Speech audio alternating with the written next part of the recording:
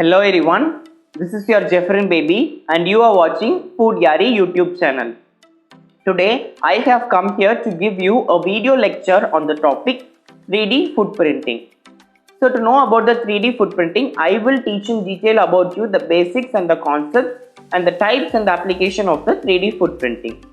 So first of all, a 3D footprinting operates with the ingredients which is formulated with the help of different additives, and it is fed into a food grade syringe, and the food grade syringe is fitted to a food grade nozzle, and the product is extruded with the help of the food grade nozzle. So this is the basic concept. So there are three steps which are very much necessary for a 3D food printer to work efficiently. First one is ingredient formulation and the injection of the ingredient. So the ingredient is formulated with the help of different additives and it is injected into the food grade syringe. Second step is extrusion. Extrusion takes place at the tip of the food grade nozzle. This is spread over layer. And finally, there is a third step called as the post-processing. Post-processing step involves frying or boiling or cooking of the 3D food printed material. So this is the basic three-step process which occurs in a 3D food printing machine. Then we have to look into three important characteristics or parameters which determines the best working of the 3D food printer. First, we will have to take into consideration the ingredient. So the ingredient flowability is very much important. An ingredient must flow in a free flowing state. So to determine this, what we have to consider is the viscosity as well as the powder size. Perfect viscosity and the perfect powder size determines the flowability of the product. Second one is all the other machine parameters. So what are the machine parameters are? The distance of the printing, the size of the printing, the printing distance as well as the printing speed. So these are the basic thing, and along with this, nozzle diameter also plays a very important role in the printer characteristics. Next, the third one is post-processing. So post-processing takes place in some cases, but in some cases post-processing is avoided. So how this 3D food printing machine works? The 3D food printing machine is coupled along with a computer or an IoT device or a mobile phone, and the recipe or the shape or the desired final output is already pre-designed in the device, the computer or in a mobile phone. This is coupled along with the 3D food printer, and based on the comments already given, the 3D food printer finally prints or works. So this is how the 3D food printer machine is working. So initially in 2006, this 3D food printing began as a new concept, and today many advanced techniques are found, but still it is at the growing stage only, and in near future we will attain a drastic and a high level of growth in 3D food printing. So there are 5 types of printers. I wanted to classify the printers, so there are 5 types. The 5 types are classified based on the function it performs. First one is hot extrusion type is used. So in hot extrusion type, the nozzle, at the tip of the nozzle, external heat source is applied. So when a heat source is applied, the ingredients in a solid state, it starts melting, and this helps in the easy extrusion of the product through the nozzle. So in hot extrusion type, which food product is mainly used is chocolates are mainly used because they solidify at room temperature. So this hot extrusion type is used. Next we have selective laser sintering.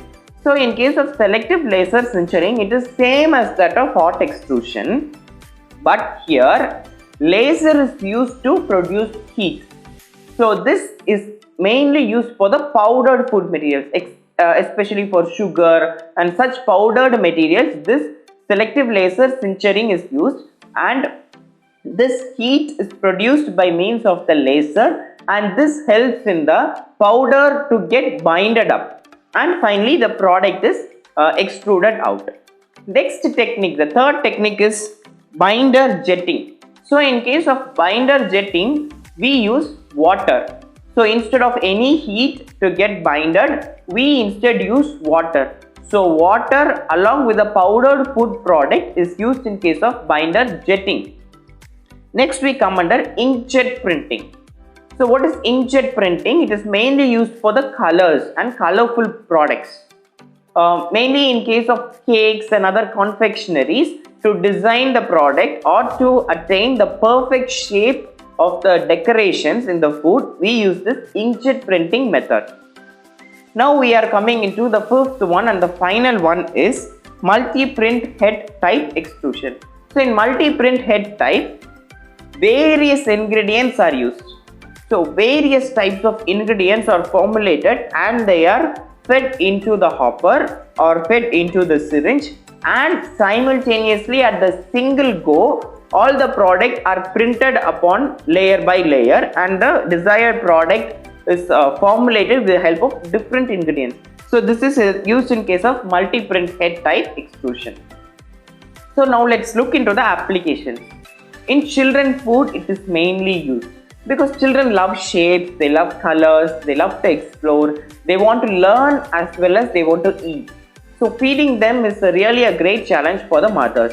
So in that case, children food can be easily formulated with the help of 3D food printer machine in an attractive way and in a healthier way too. Next we can come to elderly people's food. So they have to meet particular nutrition requirement every day.